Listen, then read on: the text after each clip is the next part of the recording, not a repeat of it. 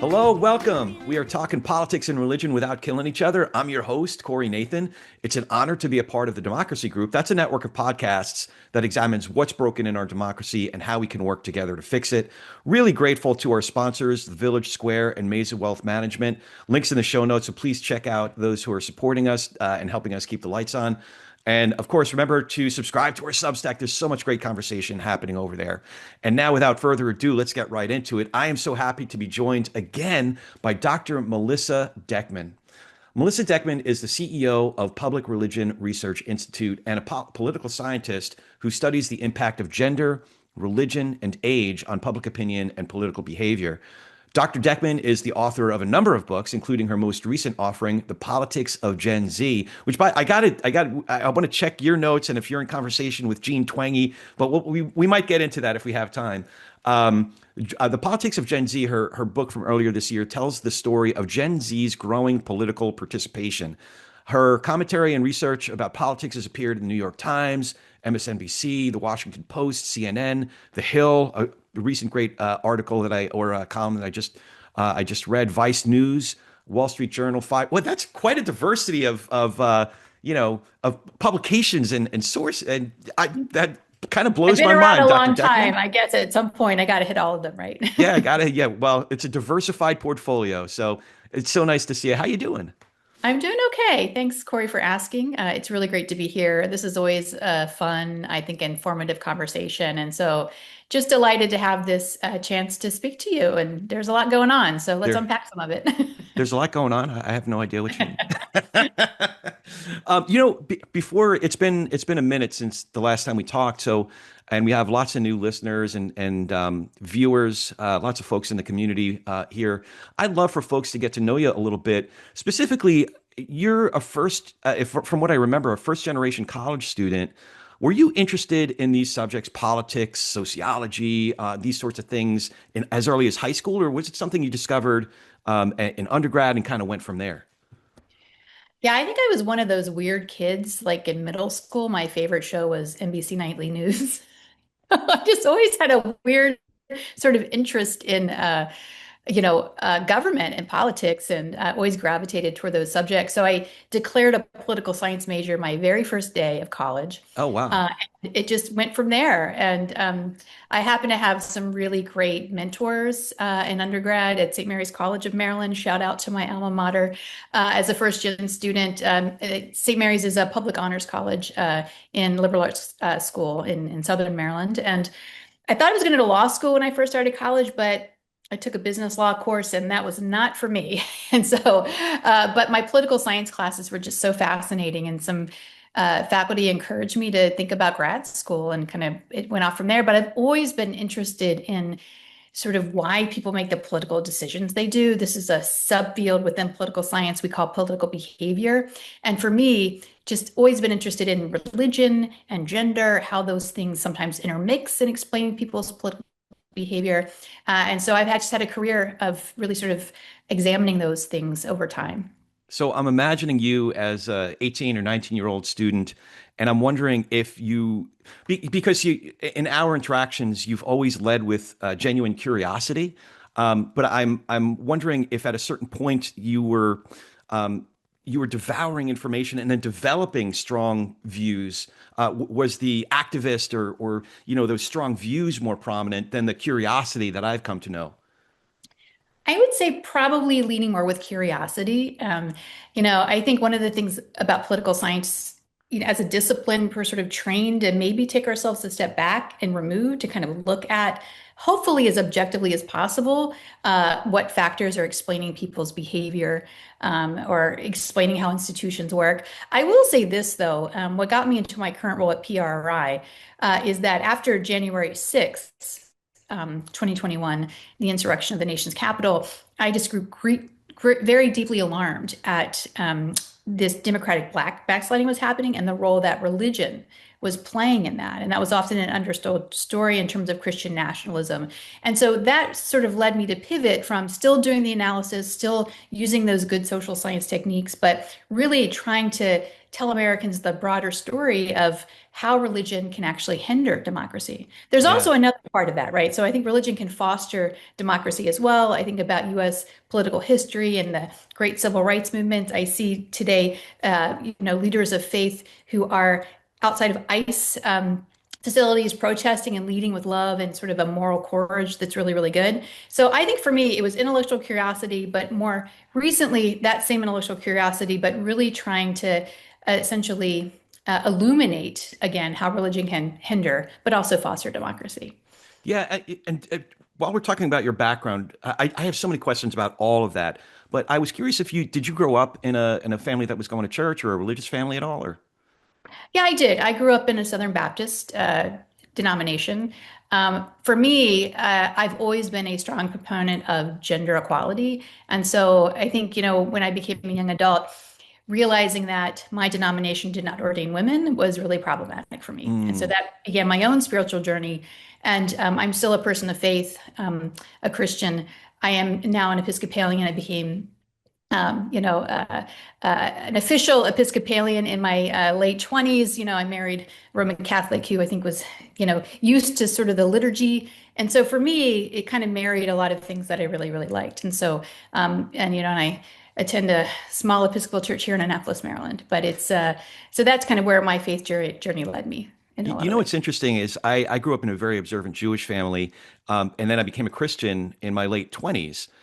But the first church I went to, you would think that I would have felt more at home at maybe a Catholic church with the traditions, but growing up and going to shul, going to synagogue, especially an Orthodox synagogue. But I ended up at a Baptist church for the first 12 years that I was a Christian, and it couldn't be more different. But then over those years, I started discovering different theologians, and the ones this maybe this will surprise you, maybe not. The ones that I'm still to this day most drawn to are ones that came from the Anglican tradition and the Episcopalian tradition. So it's interesting. Your own journey has taken you.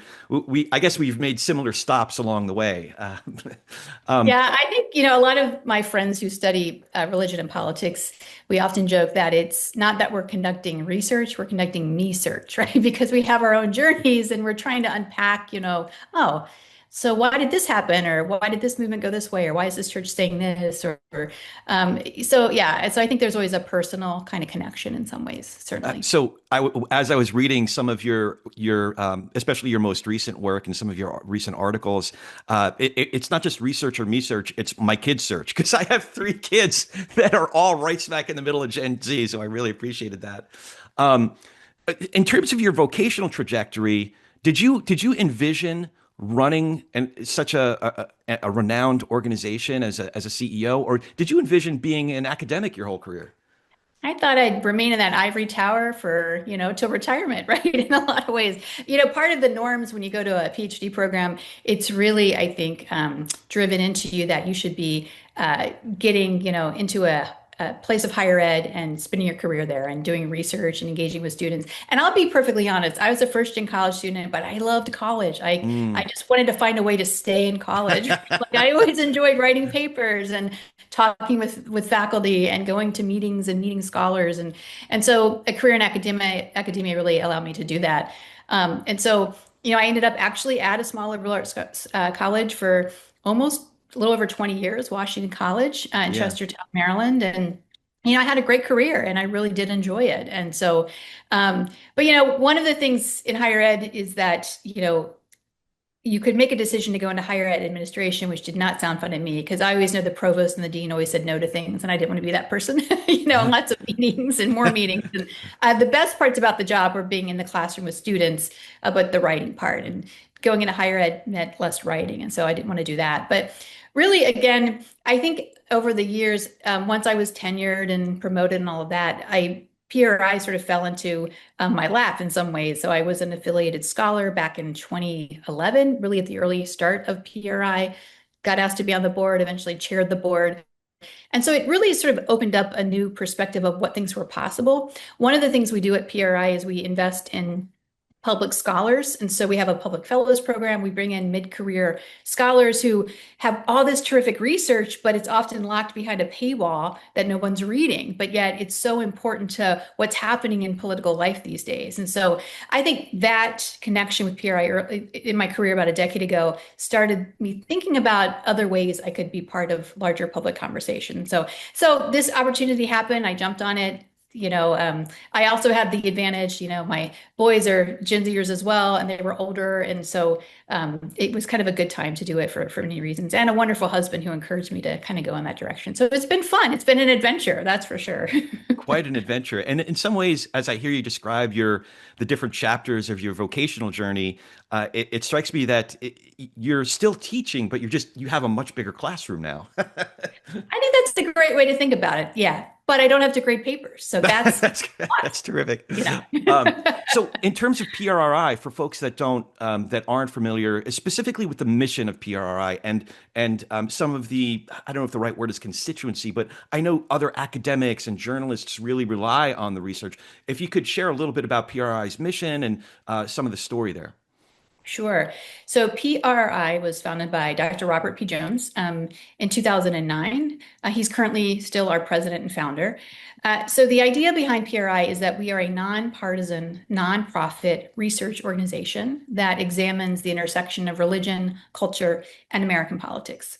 And so the thing that we are, I think, most well known for is our research. So I would say we issue between 6 to 8 to 10 survey reports annually, where we're really trying to get a pulse of what's happening in American politics from that cultural and religious lens. It kind of makes us unique. There are lots of pollsters out there doing really great work, but our unique, I think, perspective is that we kind of we look at sort of what's underneath the hood and how culture and religion are shaping some people's views and attitudes. We also spend a lot of our time doing things like this, talking to podcasters, influencers, talking to people in the media to really try to shape public conversations about what's happening in American politics. Again, by looking at, I think, those cultural and religious factors that are happening today. And as I mentioned earlier, we're doing more convening work. We're bringing together scholars to kind of give them the tools and the abilities to take their research and to learn how to themselves become better acquainted at, having a social media feed, talking to reporters, giving them media training, but also seeding some additional research they can do to advance, I think, really just the important conversations about religion we need to be having in this country.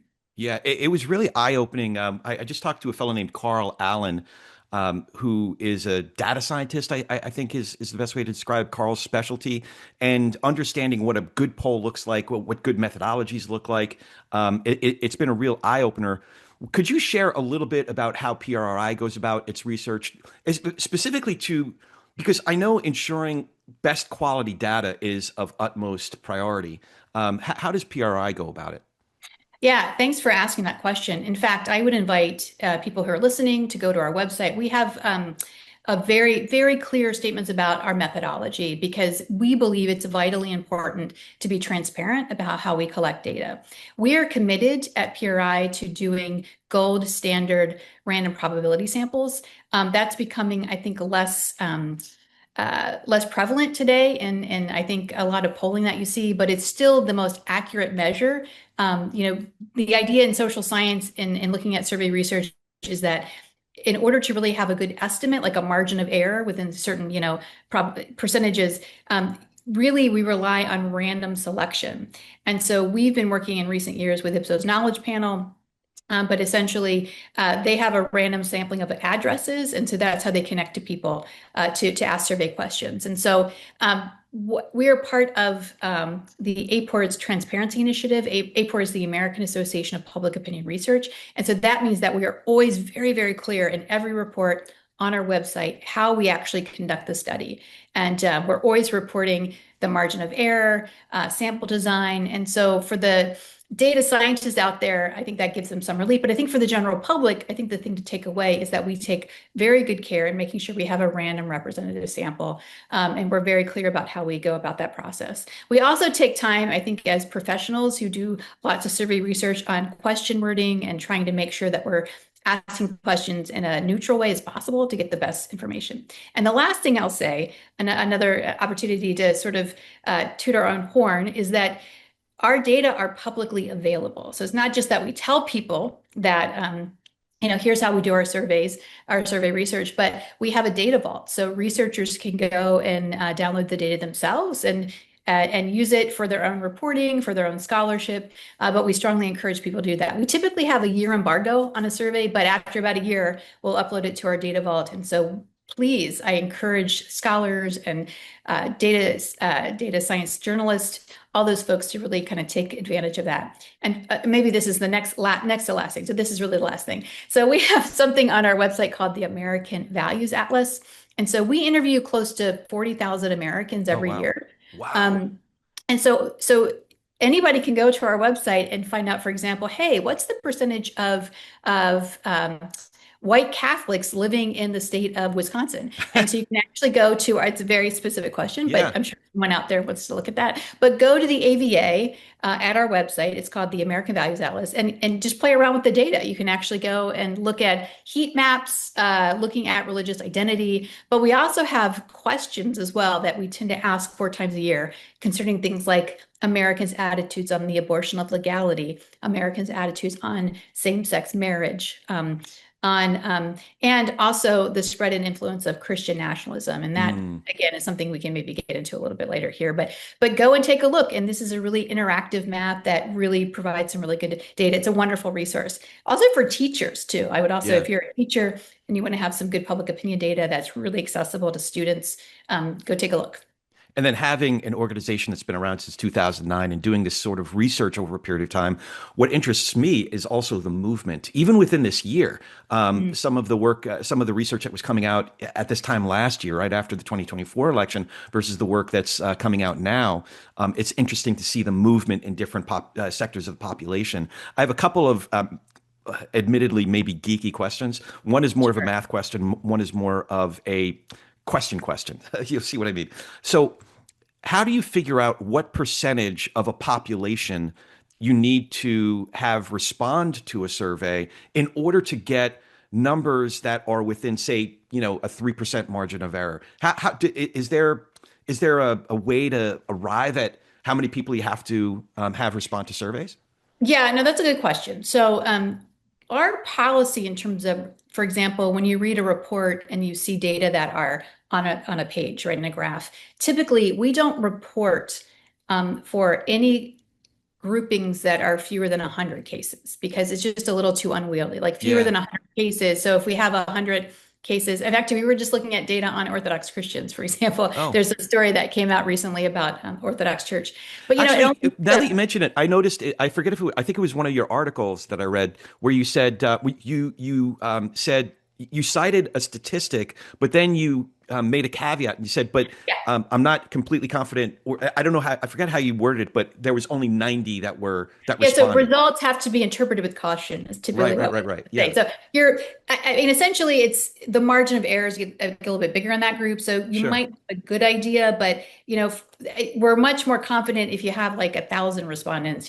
Typically you have maybe a margin of error plus or three Well, percent. I actually appreciated that caveat because it told me that it's kind of like an open book philosophy. Like, Yeah, hey, I'm drawing certain conclusions, but I also want you to know the yeah. levels of uncertainty we have and why we have that level of uncertainty. So I appreciated that transparency as Well, no, that's exactly right. And I think that any good pollster should be telling you those sorts of things, in addition to that. So, but if it's so for example, like I do a lot of work on gender and Gen Z. And so sometimes if we have like a split form of a survey, which means that we have a huge sample, like we often interview, more than 5,000 Americans, and it really allows us to slice and dice the data in lots of ways, which is really cool. But even getting into Gen Z and gender, sometimes the numbers get a little bit smaller than you'd like, especially if we have a split form. And a split form means that you have a survey where maybe you ask one question one way and you slightly tweak the words in another way. yeah. But sometimes that can lead to like,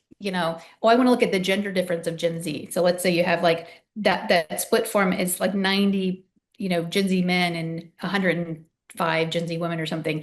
But if there's a huge difference there, it's probably telling us something. But again, we do have to issue that caveat that Right. It's Right. a larger margin of error and just kind of proceed with caution, but maybe it's telling us a directional thing that we want to pay attention to, is the way I would look at it. So that was my other question, the question, if you will, which is how do you develop questions to so that you're not sort of leading the respondents on? What is Yeah. that process like? Boy, it's just, I think, we are a science, but we're also an art in some ways. Yeah. I feel like it's a lot of just practice. We often are looking at what other pollsters are asking. I used to teach survey research design as in undergraduate, and so we look for things like face validity, like does the question really sort of on its face seem neutral? Yeah. Like one thing you'll notice, for example, is that if you ask about Trump in a question, if the words Trump appear, you're going to get a very polarized reaction based on whether the respondent is Democratic or Republican. So in some cases, you have to ask about Trump, like approval of Trump's performance, things like that. But are there ways where we can take a political figure out? For example, another good example would be we're thinking about when Barack Obama was president. When you ask people about Obamacare versus the Affordable Care Act, you Right. often see differences, like Republicans were more supportive of the Affordable Care Act, but not Obamacare. So you always have to think about those kinds of things when you're writing questions. One of the things, though, sometimes though it is useful, you'll see in the American Values Survey, we had some really cool questions about empathy and is Trump a dictator? So sometimes it's good to force options, but Yeah. also have gradations within the options. So are people strongly agreeing with this? Are they just agreeing? That kind of also tells you a picture of salience for certain Right. issues in the general population. So over the last, I don't know, 8 to 10 years, I've been tracking certain polls and pollsters. By the way, so when I say survey, poll, are they interchangeable? 'Cause I I don't think even know if so. I'm using the right terminology. I think, yeah, I think they're Okay. interchangeable. So there are some that annoy me, and I'm not even a practitioner, obviously. So I can't necessarily, excuse me, I can't necessarily put my finger on why. But here's my question. So are there? I know that there are some bad polls and pollsters out there. Not that the people are bad necessarily, but their methodology is not sound. What are some of the mistakes that you see happening that lead to bad polling or bad data? Yeah. Well, there's a couple ways to think about this. So when I used to teach my survey research class to undergraduates, I would bring in examples of really bad polls. So one thing that's very bad is that you often have advocacy groups basically suggesting they're showing polling when in fact they're just trying to push a certain Oh, narrative or yeah. agenda. I often think about this classic Stephen Colbert moment back when he had the Colbert Report. Yeah. He used to interview these politicians, like know your member, And so the very first one he did was with former Representative Barney Franks. He was the gay congressman from the Boston area. He Yeah. had no idea who Stephen Colbert was, right? This was so early in the process. And like Colbert's with a straight face. This is the point of the story, I promise. But Colbert asked him, this is during the Bush administration, and he looks at Frank and he's like, Representative George W. Bush, good president or best president? And so Barney Frank's look, we had a horrible look on his, he really thought this was a legitimate news interview. So it's that kind of thing. Like if you only give people options that are forcing them in a certain direction, Right, that's right. kind of a bad poll. So there's that kind of thing to look for.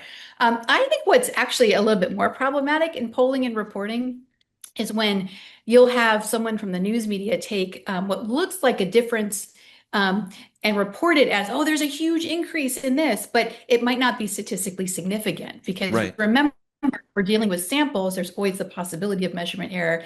And so we always test pretty rigorously for whether or not we're actually seeing in the data a significant difference. And so sometimes you see these misleading headlines. Like I'll give you an example. There's an organization that put out a poll about young people's religious habits. And so you saw this headline coming out from the poll, and the group was a religious organization, and sometimes they do good polls. It's not castigating this organization per se, but the way it was reported on, they found that among young Christians and looking at church attendance, the report was Gen Z Americans are going to church at much higher levels than other Americans. And in fact, they found that the way they reported it, on average, Gen Z was attending 1.9 services a month, compared to like 1.8% of millennials compared to 1.4 to older Americans. But it's like the 1.9 to 1.8 is not even, it's like one extra church service a month. Yeah. But, and it wasn't statistically significant, I'm pretty sure, based on what I read. So that's what I really kind of drives us nuts as pollsters. Like, yeah, there's a difference there, but is it statistically significant? And so that's Right. kind of, people assume that, oh, I see this 5-point difference, but given the sample size, it might just be noise, right? It could be actually be the reverse given the sample size. So Yeah. always Yeah. on guard about that. That's That kind of makes that's a sense. pet peeve as a pollster, I would say. Well, let's dive into some of the topics. A piece just came out yesterday that I was fascinated by some of the revelations. You wrote for it was the wait, it was the oh yeah, it was PRRI Substack, which by the way, I'm loving Substack. I am absolutely loving Substack. I'm so glad to subscribe to yours as well as PRRI's. So this one, MAGA and Gen Z women, far from a marriage made in heaven. Um, Before we dive into some of the specifics, what were some of your biggest takeaways in terms of how things played out just in this most recent election? Sure. We've had this large national conversation about Gen Z for quite a while. People are always interested in younger Americans and what their thoughts are on politics and some of their views on policies. But, in 2024, so just to back this up, to give a little bit more context, Donald Trump wins, Yeah, election. He did better among younger voters than a lot of people anticipated. right, And in particular, he made inroads, I think, with younger men voters, right? Young women tended to kind of be neutral in terms of some exit polls showed slightly higher support for Trump among young women. But really, I've seen other polling showing that really was kind of didn't really change much, right? yeah, So about 62% of young women voted for Trump in 2024. I'm sorry, for Kamala right, Harris. And Pew actually validated voter studies showed about 48% of young men voted for Trump, is slightly less than some of the exit polls. Irrespective, Trump did make some inroads with young men. And hmm, so there was this larger narrative that, oh, young people are becoming more conservative, right? That they're disenchanted with the Democratic Party. That part's true, but it doesn't necessarily mean that they're becoming more conservative and more Republican. So jump back to last month's off-year election, and we see that the youth vote, 18 to 29, bounces uh, back to Democratic candidates in terms of Mikey Sherrill in New Jersey and looking at Abigail Spanberger in Virginia, where we have some exit polls showing that.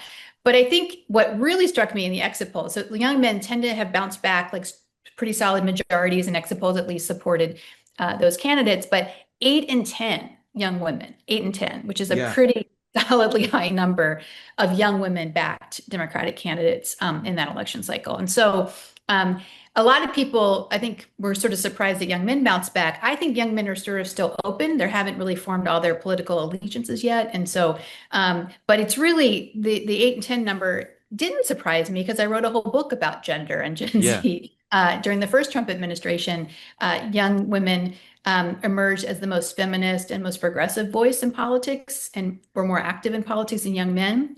And I think our data consistently has found at PRI that young women tend to be the most progressive in terms of politics. And so I just think it's kind of worth remembering that when we think about Gen Z, while certainly they're not all monolithic, Gen Z women are really, pretty progressive. And I think what happened in this election, if you think of it as a referendum on the first, 10 months of Trump, and sort of the MAGA influence within the party, it is not something that Gen Z women are buying, right? And so we've heard all this talk, I think, about tradwives, and yeah. there's a lot of popularity of those kinds of influencers online. But I don't think it's something that young women really are endorsing in large measures at all. And I think that last month's election is a further indication of that. And that piece that I wrote is really kind of a deeper dive into sort of young women and their views, and how it comports with the MAGA kind of worldview. Right, right. Yeah, it's sort of a continuation of a conversation we've been having for a while where Twitter is not real life. The Correct. Correct. extremely online are not necessarily representative of the rest of us. I'm curious.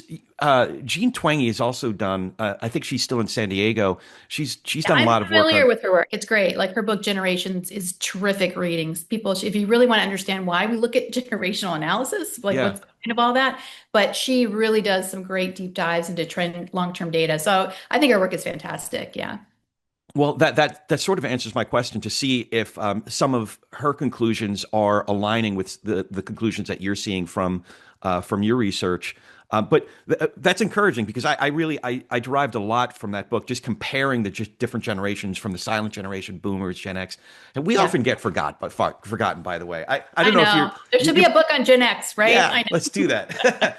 But okay, so when you're looking at the numbers, are you able to derive conclusions about, say, what Gen Z women specifically are responding to? Because we do see shifts in numbers from 2024 to 2025, and in these specific groups, right? Gen Z women is just as an example. What can we derive conclusions about what cultural trends Gen Z women are responding to, or are we making too many leaps to derive those sorts of conclusions? Yeah, I think that's a fair point. But I would say if you look at all the data we've been accumulating about Gen Z women, and so just as a point of reference, we refer as demographers to Gen Z as Americans born in 1997 and later. And so if you look at the electorate, it would be about 18 to 28-year-olds now. So some of those Gen Zers are becoming, older, certainly. Right. Um, and so my sort of understanding of Gen Z, and I've looked at a lot of data with Gen Z women, is just that they really are progressive in a lot of ways. I mean, I think that they tend to be far more likely to identify as LGBTQ, for example, Yeah. than Gen Z men do. So that leads them to be more supportive of LGBTQ rights at higher rates than Gen Z men, and really, I think with other American women. I found in my own research that they're more likely to claim the feminist moniker. Feminism itself as a whole can be kind of a loaded term and it's been misrepresented, but there is, I think, among Gen Z women, a sense of feminist consciousness that we haven't seen with Mm, other generations of American women. They were brought up during the Me Too movement, for example. That was a big influence in kind of their outlook on things. And so yeah. I think and I would also add, and I argue my first book, that the culture is really important. Like, I think Gen Z women today were raised, for example, to have an interest in sports. So the Caitlin Clarks of the world, that kind of phenomenon happened because we invested a lot of resources in getting women to do competitive sports. And to nerd out on you, some political science research suggests if you participate in a team sport, you're more likely to actually be engaged in politics in the future. But we've also seen in the past decade initiatives to get girls into traditionally male-dominated fields like STEM fields. I talked to the president of the Girl Scouts for my book on gender and Gen Z, the politics of Gen Z, and they have dedicated a lot of resources to get young girls doing more civic engagement, right? I mean, like the Rash of Gold Awards, which is kind of the equivalent of an Eagle Scout Award and Boy Scouts. Often she was telling me stories about how these high school seniors would go and lobby their state legislature or city council to develop different curriculum for schools or passing legislation to protect bee habitats, right? So there, I think, just a sense that we needed to inculcate in young women the sense of possibility they could do anything, and that spilled over eventually into politics and and in terms of their political consciousness. Yeah. Again, you can't say that every young woman follows this, certainly not monolithic, but I do think from a political perspective, we're seeing that Gen Z tends to be more progressive than other generations, other their male counterparts, but certainly older women as well. No, sticking with Gen Z for a second, a number of analysts have been noting how deep the divide is, specifically between Gen Z women and Gen Z men, on a number of fronts. But I'd love to look at some of that. But PRRI's 2025 American Values Survey, there were some surprises in there that revealed Gen Z women and Gen Z men weren't as far apart on certain issues. Can you dive into that for a second? Yeah, so it is interesting. I think keeping a close eye on this growing gender divergence is important for a number of reasons, but Yeah. in many ways, there's a lot that unites them rather than divides them. And this is kind of the theme of your show, right? In some Yeah. ways, but I think what's really clear among both Gen Z women and men is that they care about inflation and the economy. We did focus groups at PRI for a big study we released in almost 2 years ago now, January of 2024. And the big theme then, when we did these interviews in 2024, is that most Zoomers really couldn't afford to leave their parents' basement, right? Or they're struggling to pay for rent. So in an era of high prices, it disproportionately impacts younger people because they're just starting out, they're trying to find good jobs. The cost of living is just exorbitant. I mean, you saw the affordability issue being really the big driver that led to Mamdani winning the mayoral race, right, in New York Yeah. City. galvanizing lots of younger people and millennials. I would say they're also feeling that. So when it comes to inflation, the cost of living, Gen Z men and women are equally likely to issue that as being the most salient. Another area where they're similar is just a lack of confidence in institutions Mm, across the board. We track Americans' trust in institutions pretty regularly at PRRI. So we ask Americans, are you confident in the performance of the federal government, the courts, the police, the justice system, the media, religious institutions, all these sorts of things. And on those measures, both Gen Z women and men score pretty low. And if you think about it, their whole upbringing, their political socialization, if you think about it from that perspective, religious socialization is really, has been developed while they have the phone that they're looking at all day long, right? That's where they get their yeah. news source of information, for good or for worse. But I think it's really, and they've kind of grown up at a time, and politically, their entire, I think most of their political socialization has happened when Donald Trump has been, president, running for president, president, or running for president. And we're Gen Xers. We remember a time when politics was a lot more civil, Yeah. even though there were, of course, differences of opinion. But I think that kind of worldview, when they're marinating in a social media world that tends to amplify the most extreme voices, right, in our culture, has led them to be, I think, more cynical about lots of things. Mm. And they don't feel necessarily that the American dream is attainable, both young men and young women. That's a really sad finding for me. The American Values Atlas, we asked about the American dream, and it was younger people, much less likely to think that the American dream was still a possibility than older people, given their lived experience. You know So what's interesting is Mike Madrid, who arguably is one of the country's most foremost experts on Latino voters. He's arrived at very similar conclusions about Latino voters that we're talking about in terms of Gen Z voters, specifically that I don't know how to describe this, but they're more party agnostic than a lot of politicians assume. Like after the 2024, there was a lot of talk about how there were these generational shifts that now young voters are more conservative or Latino voters are more conservative.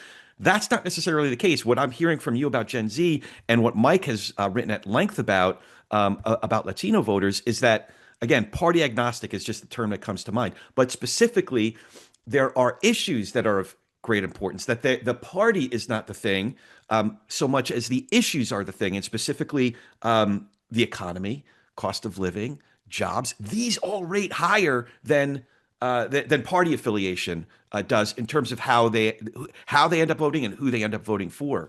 Um, yeah, I I did like want that to ask you though. idea, the party agnostic. I think that's a great term because I'm sorry to interrupt there, but I No, just go ahead. think Yeah. we have also tracked party identification pretty consistently within the electorate and in the general population.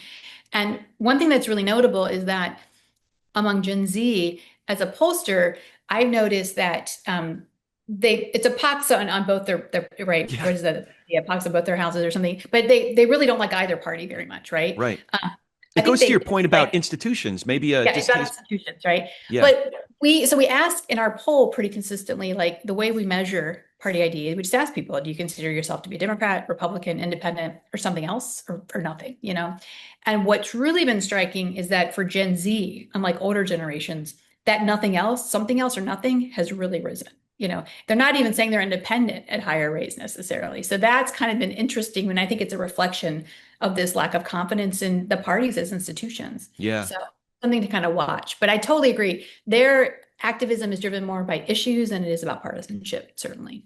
So what were some of the issues where there was a pretty wide chasm between Gen Z and Gen Z women and Gen Z men? Yeah. So, you talked about how I write about gender. I think a lot about gender. And in American politics, I often maintain that knowing someone's actual gender is less important than knowing their attitudes about gender. So that means that you have many women who are Republican that have more conservative views on gender attitudes or on reproductive rights or things like that than Democratic men, right? So the gap between Democratic men and Republican women, for example, is a lot wider than the gaps between Republican women and men and Democratic women and men, if that makes any sense. Yeah, it Sorry, kind of that's does. Yeah, yeah. okay. Anyway, all of this is to say, though, when you look at Gen Z, we've been monitoring attitudes about gender. And so one of the things that we ask a lot is we ask Americans whether they think that society has become too soft and feminine. It's a really great, so the answer to that question is really revealing in how people tend to vote and think about politics more broadly. And not a perfect measure, but this idea of masculinity in our politics, we see it on the right, with Trump and others saying we need to be, and, embracing a more militant masculinity in a lot of ways. Whereas on the left, masculinity is toxic, right? So we're having these Yeah. conversations about masculinity.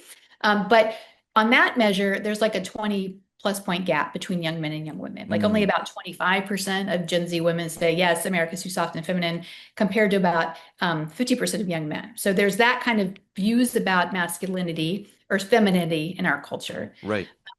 What I found interesting, we asked a question about pronatalism. And so that means I don't should even know government what that is. so pronatalism, and so this is a term that you often hear on the political right, especially the Heritage Foundations and Project Okay. 2025. But it's this idea that we need to be having more children, right? The birth rate is declining. There are lots of implications of that. And so a lot of folks on the Christian right kind of promote kind of the linkage to tradwives, right? Like women's main duty in life is to be moms. We should be inculcating that more in terms of giving resources to families to have more kids.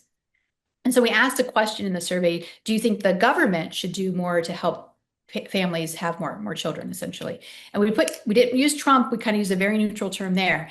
And we found that most Americans didn't support that really. But if you looked at the gender divide among young people, something like it was almost about 20, more than 20 points, right? More than half of Gen Z men said, yes, the government should be doing more to help people have more kids. And Gen Z women only about 25%. So That very seems big divide there. counterintuitive in a way. Am I wrong? Well, I think it's because, one scholar whose work I really like is Richard Reeves. He's wrote a book called Of Boys and Men, talking about Yeah. problems that men and boys are Scott facing. Galloway cites his work all the time. Yeah. Yeah, it's good. It's good. It's a good book. But one of the points he makes, which I think is true, I would agree with, is that I talked about the socialization of young women and why they're confident and feminist and want to do anything in our culture and society today, and that's all good. So he maintains that unlike their mothers or grandmothers, we have these new narratives for young women to achieve things, right, in society. But the narrative for young men has always been a success for young men should be having families, being providers, being protectors, right? And so if you think about that, if success is defined in society for people to have kids, young men seem to be gravitating toward that more than young women who are saying, well, maybe that's not the path that I want to go down necessarily. So that I think is kind of interesting to think about and to unpack as we move forward. We also asked whether young people are buying into this narrative that young men are struggling more than young women in society. Yeah. So we found only about 42% of Americans agree with that. But here are some pretty stark differences between Gen Z men and Gen Z women. So 53% of Gen Z men felt that they're struggling more than young women. Only 32% of Gen Z women felt that young men were struggling. So I Yeah, think that's it's a big. their lived experience, right? And I think that kind of touches on this larger issue that a lot of folks are trying to unpack and analyze, which is young people are chronically online. But the algorithms are often feeding young women and young men in different directions. And Yeah. so that is problematic because I think in a society, you want maybe shared experiences, you want people to talk with each other, not past each other. And so if young women are primarily getting more of a pro-feminist content that says, hey, maybe you don't want to have kids, or maybe, your life looks very different than, say, the content that some young men might be inhabiting, which is that, hey, we need the solution to men's struggles is that they should be marrying young and having lots of kids, and women need to stay home. That's kind of an incompatible worldview, right? If they're marinating in that, that's something I think we need to be kind of watching in the future. I'll be curious to see if the work of Richard Reeves or Scott Galloway, he's been evangelizing it in a very public platform, or even Jonathan Haidt's work, if that has persuasion, if those numbers start to move up and folks are persuaded that young men in particular are feeling unseen and unheard. I'm not putting in an academic or scholarly way, but just generally, if their hypothesis gets some stickiness. But I will say this though, it's very it's complicated, and it's complicated by other things. So one thing that gives me some hope is that we did ask in our um, uh, in our survey about this more, I think, kind of sexist idea is that, are women's gains in society largely at Deckman's expenses, right? And so some of the more, I think, extreme and misogynistic podcasters that are out there, Yeah, folks like Andrew Tate, the manosphere is consistently putting out this message right, that essentially, you know, the real reason young men are hurting is because feminists are pushing for greater gender equality and we're abandoning the idea of traditional gender roles. But we only found about 1 in 4 Gen Z men agree that the gains that women have made in society have come at the expense of men. right. And at slightly higher rates than Gen Z women there. But I think that's to me a hopeful sign that, you know, I think about all the young men I know who have moms who work, who look at women leaders. So their lived experience is one where, lots of women have been successful because they generally work hard, so they've earned success and that sort of thing. So that kind of zero sum mentality that it's all women's fault, that seems to be rejected, I think, by most young men, which I think that is actually a positive thing. Yeah, absolutely. A lot of these things aren't mutually exclusive. Like, Yes. Yeah. I would think that we would know that by now. But I mean, we're already about 50 minutes into this conversation, and we haven't talked about the big report. Trump's unprecedented actions deepen asymmetric divide. So, in terms of, and that's the American Values Survey. Did I get that right? Yes. And we Okay. do that in partnership with the Brookings Institution. So I have to acknowledge that we work very closely with EJ Dionne and Bill Galston at Brookings. And Oh so man, we've done some it of for a my long time. favorites. Yeah, they're great. They're great. So, Um, and I encourage, we always do an official launch at the Brookings Institution. So you can kind of go and look at the PowerPoints and the discussion. We had a great panel this year. Oh So yeah, the yeah, panel. I watched a bunch of that on. It's available on YouTube. it is. Really great conversation. So in terms of top line numbers, like Trump's favorability, were there any numbers that jumped out at you, or was there any movement that from the numbers from prior surveys that jumped out at you? Yeah, so a couple things. I wasn't surprised that we found about 40%, 42% of Americans approve of the job that Donald Trump is doing as president. That's such a That's stubborn pretty number, isn't it? consistent. It's consistent, like Yeah, across all polls, yeah. which to me indicates that there's a certain kind of, I think, ceiling he's hit. He has a very, very strong base of supporters on the GOP today, very strong still. And so the polarization numbers aren't at all surprising. I do think that one thing that was notable is that we asked Americans about the direction of the country. Yeah. And so that's a pretty consistent finding that we've had. About 62% of Americans said the country's going in the wrong direction. And not surprisingly, right, Democrats and Republicans are almost polar opposite in that. And so, but this year we recorded a 68-point gap between Republicans and Democrats. So essentially, and 92% of Democrats say the country's going in the wrong direction, compared with 24% of Republicans here. And so that is the widest ever gap that we've ever recorded. And of course, by contrast, when we asked this during the last year of Biden's presidency, it was 94% of It was just Republicans. the opposite. Yeah, it was just the opposite here. But I think one of the things that was really interesting to us in the survey is obviously the mood of the country is sour, lots of problems that we're having. I think a lot of Americans are just sick and tired of politics. But what we really saw and why we titled the survey report at asymmetric polarization is that independents on most of the measures we looked at are really close to Democrats, right? And so the Mm, asymmetric polarization, and typically on a lot of questions, you might find, well, independents are right in the middle, kind of as yeah. you'd expect, for moderate, but they're definitely very unhappy with, I think, the policies of the Trump administration and sour on the American mood. Not as much as Democrats, but really Republicans are kind of standing apart on all kinds of policy measures and the performance of Donald Trump. So the What per- independents are really interesting to watch, I what would say. percentage of the people that were surveyed identified as independents?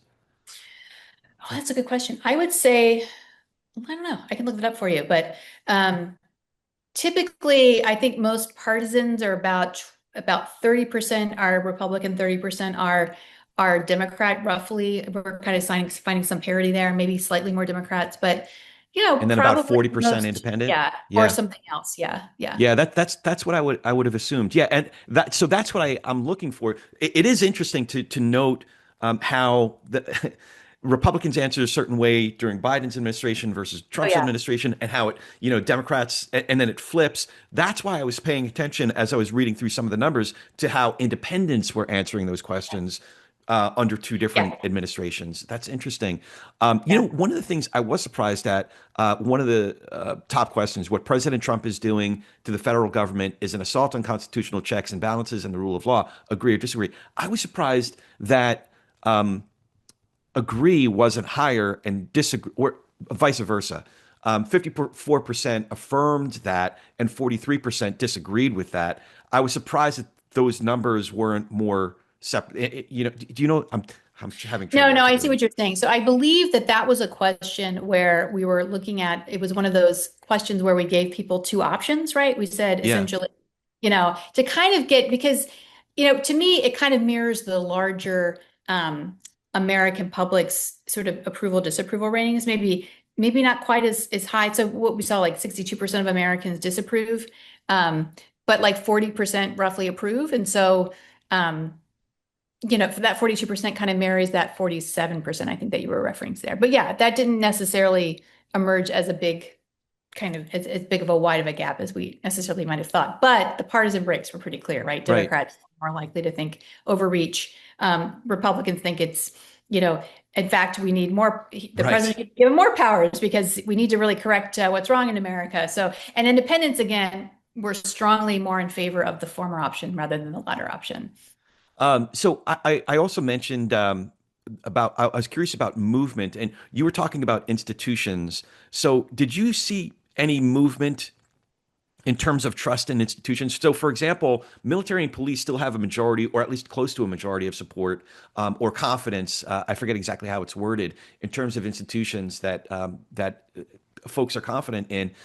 Did you see, even though there are still, excuse me, majorities, did you see movement from recent years to the most recent survey?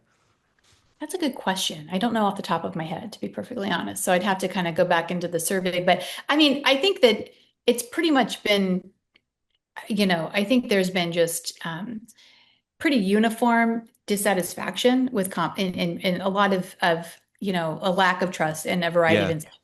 I would say, I don't know if we had this in this batter, I can't remember off the top of my head, but we've seen some movement with the Supreme Court. We've seen a lack of yeah, recent years of the Supreme Court because it's being viewed as more politicized. But I don't think there was anything in this report per se that was a shocking decline necessarily. I do think there is still strong support for the U.S. military, right? And I think the police, because a lot of people think of the police as being local police, right? So, right. and Yeah, as, my as neighbor's a policeman. Yeah. Exactly, exactly. So I'm not surprised by that finding that Um, we've talked in the past about librarians and they always still emerge as very trustworthy, even though they've become in some ways there's a political narrative about librarians, for some at least on the right. yeah, the reading hour of I don't know the cross. I Oh forget. yeah, that exactly. So there was one that surprised me that really kind of caught me off guard, but it wasn't obvious. And I'm going to be curious. Before we hit record, you mentioned that there's going to be an upcoming report coming out on political violence in January. So I'll be Yeah. looking forward to seeing what the research tells us. But I was surprised that only 78% disagreed with the statement because things have gotten so far off track. True American patriots may have to resort to violence in order to save our country. Now, 78% sounds like a big number, but to me, I'm looking at the 22% that didn't answer like violence. So could you help us understand that a little bit better? Yeah, no, I mean, and that's actually down from a couple years ago. Like there was a high point a couple years where it was even higher. Yeesh. I think that the top, I'm trying to remember the most support I think we've ever seen, it was like 28, 29%. But certainly it's gone down from the past couple of years, but it's But still that's still pretty an alarming. alarming number. Still an alarming number, Yeah. absolutely. And in fact, this report we have coming out in January is hoping to kind of get at a deeper unpacking of that in terms of who Americans think is responsible for violence. Is it left wing or right wing groups? What behaviors they think specific behaviors are acceptable. Have we seen an increase in people saying yelling at each other? Is Yeah. that violence? I don't know, but we're going to be taking a deeper dive into that. But I think that from my perspective, it's really, the result of leadership. I think one of the things that's really important in a democracy is you have leaders who are willing to sort of to ratchet down the violence. Mm. We have, I think, in place right now, some leaders, particularly Donald Trump, just this morning talked about the need to hang certain Democratic Oh, senators for some posts that they had, to hang them. It's sedition. And I just think that was just unimaginable even a right. decade ago. But what has been allowable in terms of speech that's proliferated, that's probably driving a lot of those numbers as well. I will say too, if you look at the religious angle of that question, one of the things we measure at PRI is Christian nationalism. And so, I think about Christian nationalism as sort of this belief that America was founded as a Christian nation and should remain a Christian nation. And so the views of a particular sectarian version of Christianity should be in place and should be governing all of us, right? Now, most Americans, and one thing that's still heartwarming for me, at least, if in the survey, we routinely ask about religious pluralism. So we ask Americans, do you think, would you rather live in a nation with a variety of religious Americans, or one that is only primarily made up of Christians?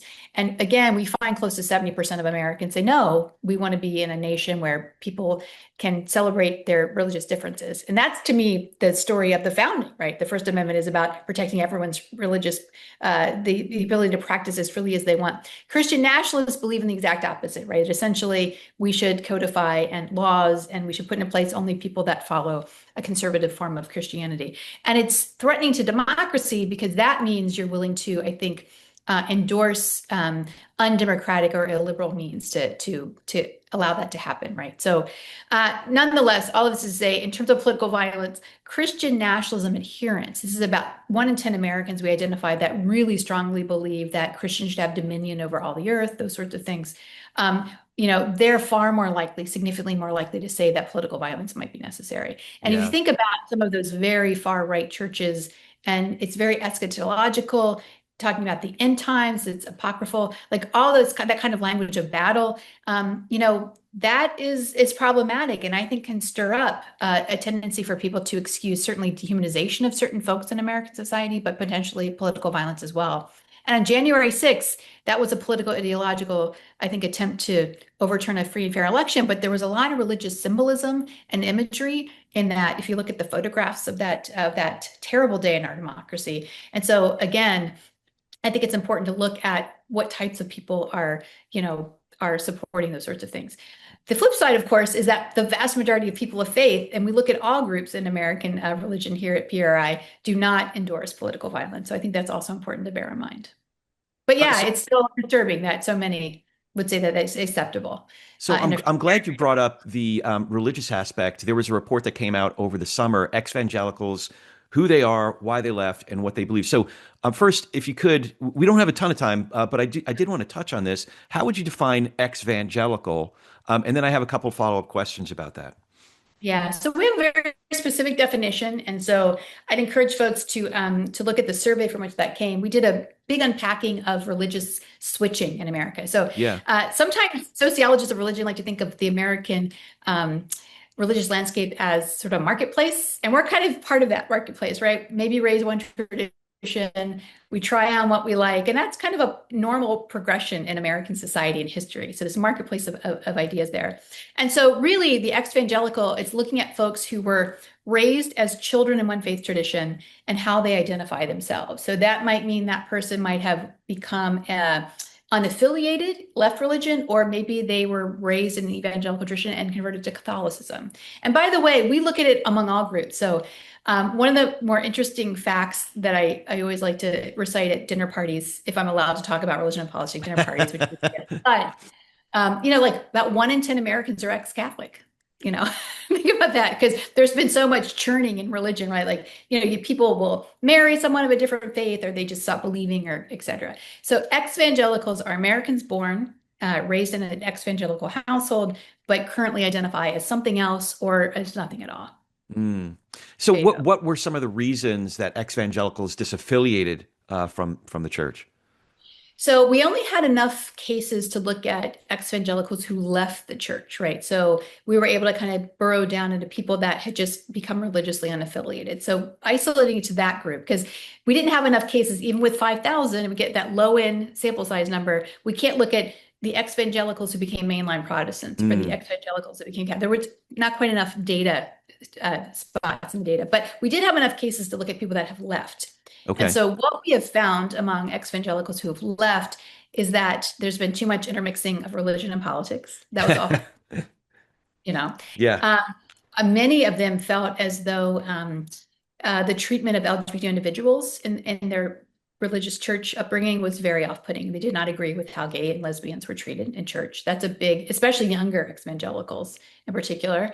And some of them really talked about the strain on their mental health, right? And so they felt like their religion was bad for their mental health, and so they left the church.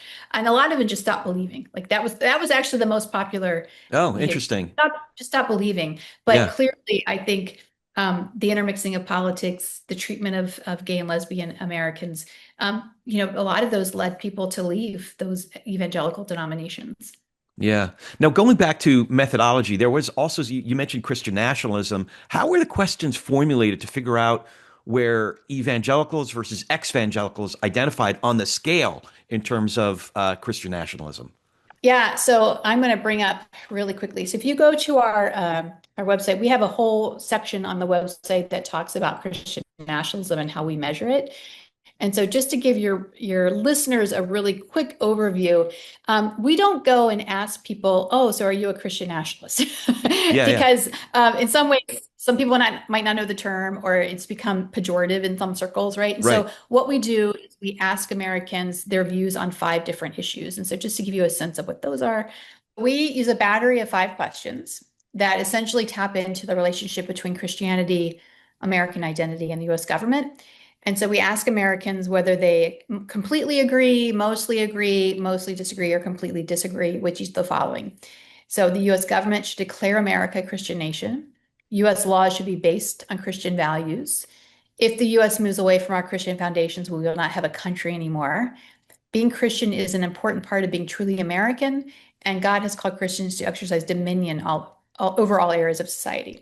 And so we have something that we use called a Cronbach's alpha. It's very technical, but it's basically a statistical measure to see whether those questions kind of are getting at the same sorts of dimensionalities, right? And it's really high alpha that we found. So that's a good indicator. That's a great high quality scale. And so because some people maybe there's one question that resonates with some people, but maybe the other questions don't, right? So in terms of putting people into groups, so what we found using those 5 questions, which we've replicated on multiple surveys since that time, is that about 1 in 10 Americans we classify it as being Christian nationalism adherent. So basically, they completely agreed with all those measures, right? Right. Those who are sympathetic, we call them sympathizers, kind of completely or mostly agree on those questions. So they're not quite as strong in their feelings toward these ideas.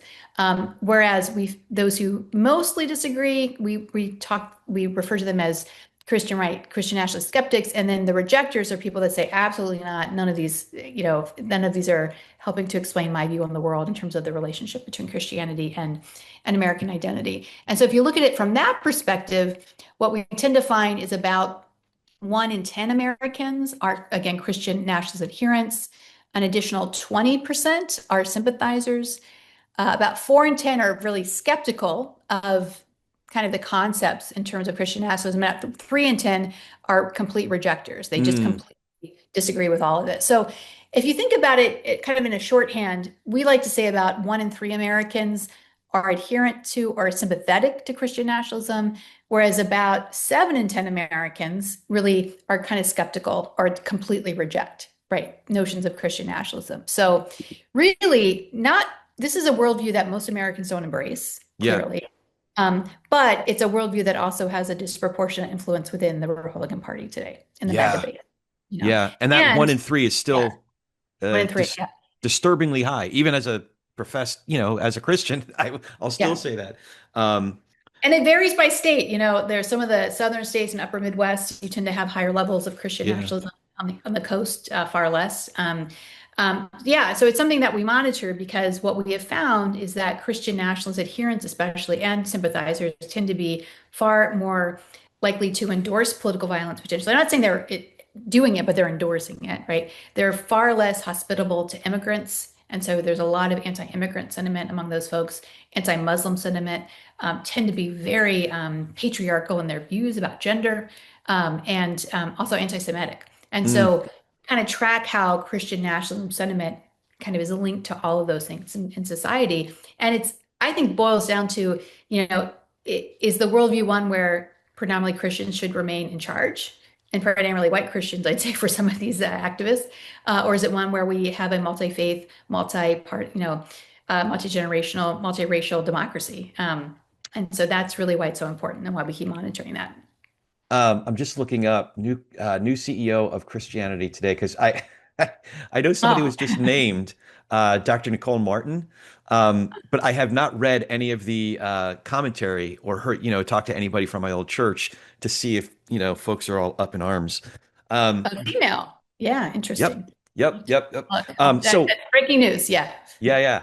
So that'll be fun. Maybe I'll try to get. Oh man. Well, we had Dr. Moore on. I think 3 times now. So maybe we'll be blessed to have Dr. Martin on. That'll be fun. Anyway, okay. I need to start landing this plane because I know you have to pretend you still work for a living instead of just talking I to do. me. I have another job. Yes, I got to write a grant report. Yeah, So I have exactly. I have a couple more questions. One is the TP&R question. With Thanksgiving come right around the corner, what do you think each of us can do to be able to share space with, have better conversations with, perhaps even nurture relationships with people across these differences? So people who have different backgrounds and beliefs than we do, who get their news from different sources than we do. How can we do better at talking politics and religion without killing each other? Or is it even possible? You know, that's a hard one. I think people really think about it these days, right? You're around the Thanksgiving table. We actually asked a question about that in our last post-election survey. I have to share it because this statistic got bandied about a lot. But let me just kind of share what that statistic is. I think your audience might find it of interest. So as the holidays approach, yeah, we asked about whether voters say they will reduce time with their family due to political differences. That's the that we asked. And we found that 12% of Americans said yes. So I don't know how to take that. Like maybe it's not as high as you might have thought, Yeah. but Democrats were almost 4 times as likely as Republicans, 23% to 5%, to say that they'll be spending less time with family members because of that. So I think the fact that only 12% say yes, maybe that gives me some hope that most Americans aren't consumed by politics all of the time. But I just think that for families that I don't know, who are really uh, political junkies, I'm not sure what the answer is. But I have read, lots of anecdotal stories about how, this has really broken families apart, and that seems to be very sad to me. So Mm. I'm not sure what the answers are. I'm not helping you here, but That's okay. I love this is the first time anyone answered the TP&R question. You led with stats. This is so appropriate for who I am, I tell you, Corey. That's great. Second to last question. Do you have any questions for me? Oh gosh. I would just say, how receptive you think your message is getting out, because it's a very, I think, noble ambition to kind of talk about ways we can come together. So, in this era where we're extremely polarized, like our latest poll showed this massive polarization among politically speaking, and in some other ways, maybe generationally. We didn't even talk about the college versus non-college divide, which is a big, I think, uh, uh, a big divider in some ways in society. So, what are you seeing in terms from your vantage point? Do you think people are receptive to what you're talking about more and more, or no? You know What are what's your interesting? challenges? If you Yeah. would have asked me 3 months ago, I might have had a completely different answer. So I will still say that I'm incredibly encouraged at the receptiveness at all levels, whether it's just around the bar at the local pub or around the soccer field, when we're watching our kids play, and or at the highest levels, getting contacted by these national renowned institutions that saw the name of only saw the name of the show and then started digging in. And or you mentioned EJ Dion. EJ Dion decided to come on not because he knows me, but because he saw the name of the show, and it's the mission is in the name of the show. So it Yeah. was so cool to be able to talk to someone whose work I've admired and respected for decades. So that's that. However, I've noticed over the last few months that there are folks, people, in some cases, people that I know, people that I've had relationships with, that whether they're conscious of it or not, decided to make it their mission to prove this whole thing wrong. Um, Whether that was, by going after me personally, and trying to drag me down into the mud, which is easy to do because I've never pretended to be the expert at this thing the way somebody like Monica Guzman is or David Brooks is, and all of the work that he's doing through Weave. There's so many great exemplars. Liz Joyner, Village Square, and all the work that she does.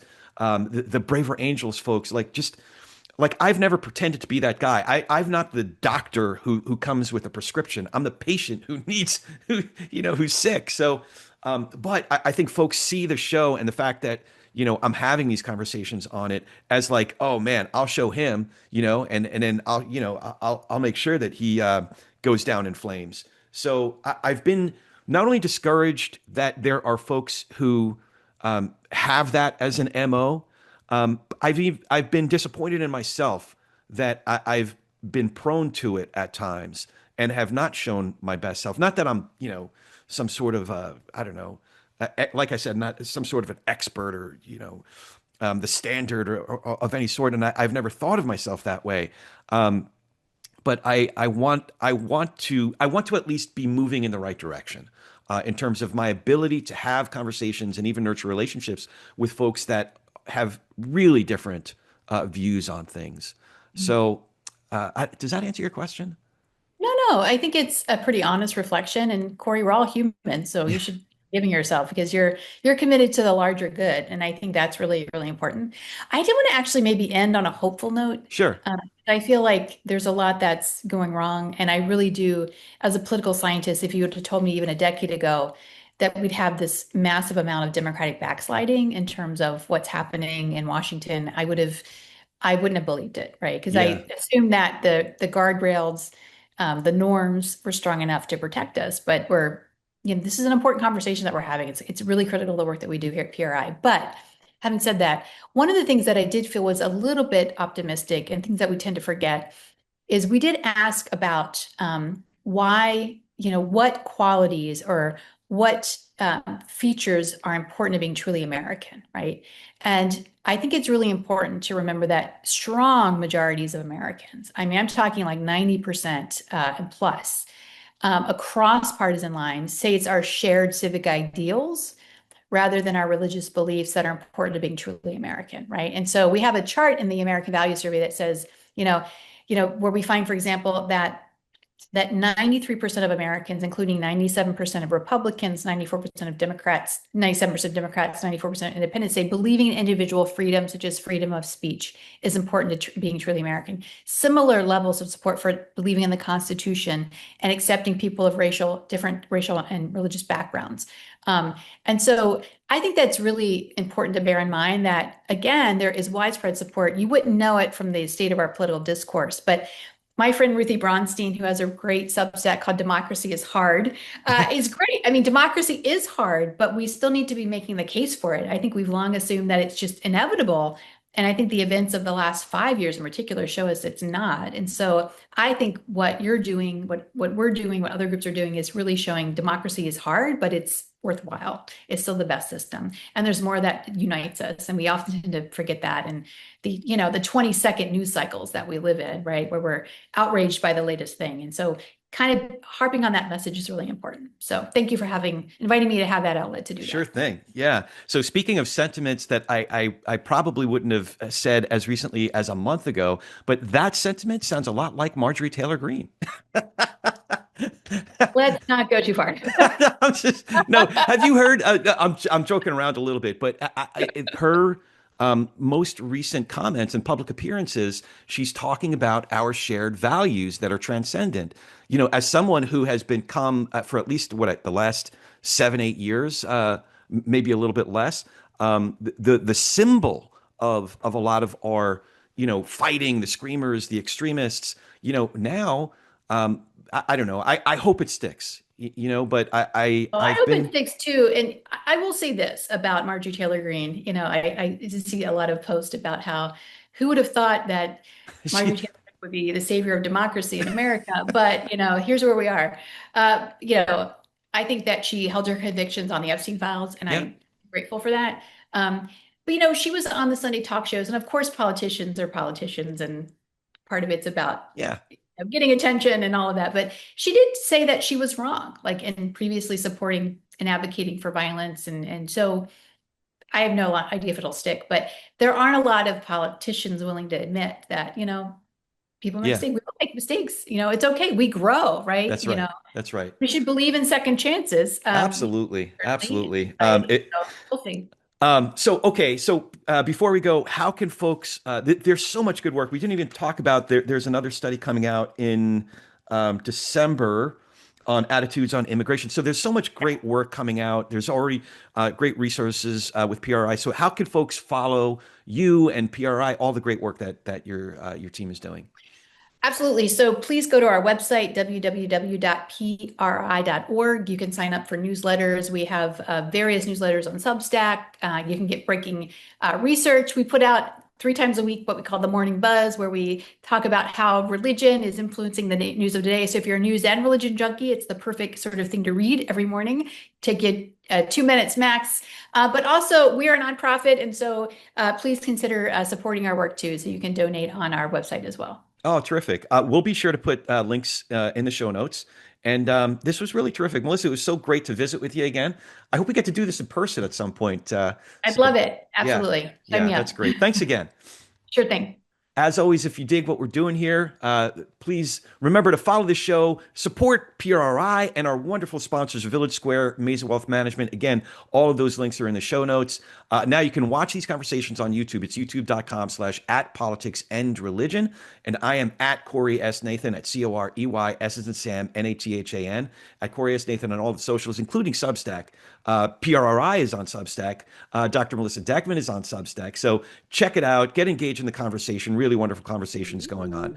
Now, go talk some politics and religion with gentleness and respect, and have a great week.